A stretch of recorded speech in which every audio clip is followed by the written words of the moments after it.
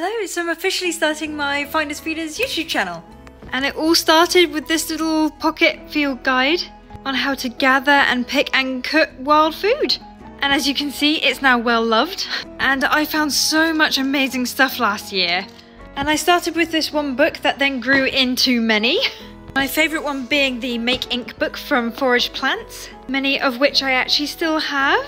And I can't wait to find more wildflowers and make more ink this year. And these are the swatches that I've done so far. This one is actually made of copper oxide. This was rose bay willow herb. I think this one was actually onions, red onions. But they all just came out so beautifully. I'm on the hunt at the moment for actually to make black ink out of coal. So I'm actually thinking I'm going to go out into the hills of Scotland, make a little campfire and make my own charcoal out of like twigs. And then hopefully I can make this beautiful black ink.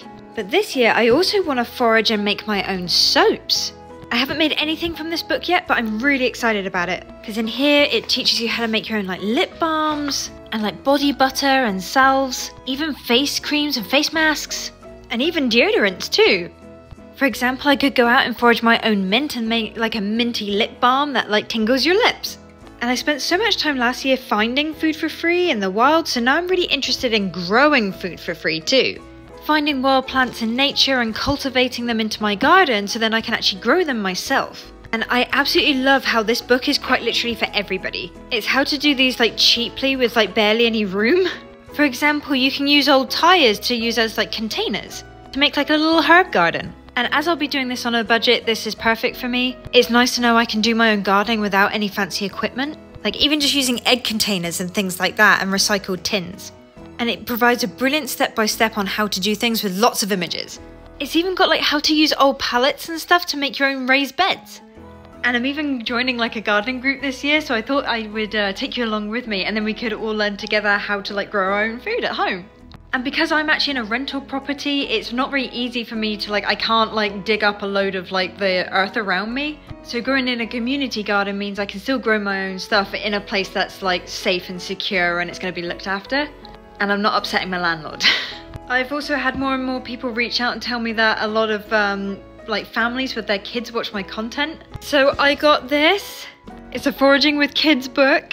There are lots of things in here for foraging, which is like super safe but very informative and like getting people in at a young age to get into foraging. I also hope to do a bit more kind of a homesteading kind of content too. So I've got these two books. I really want to learn how to make my own bread. So I thought we could have a little bread making series. And I'd like to do more pickling and fermentation things too. I recently made my pine needle soda and it was delicious. But I also want to make my own like chutneys and pickles and vinegars and things like that. A friend of mine also gave me a still, which I'm not entirely sure how to use yet and it needs a little bit of fixing, but I'm really looking forward to using it. So I think it's going to be a really interesting year. So if any of that stuff interests you, feel free to follow me along and yeah, let's do some learning.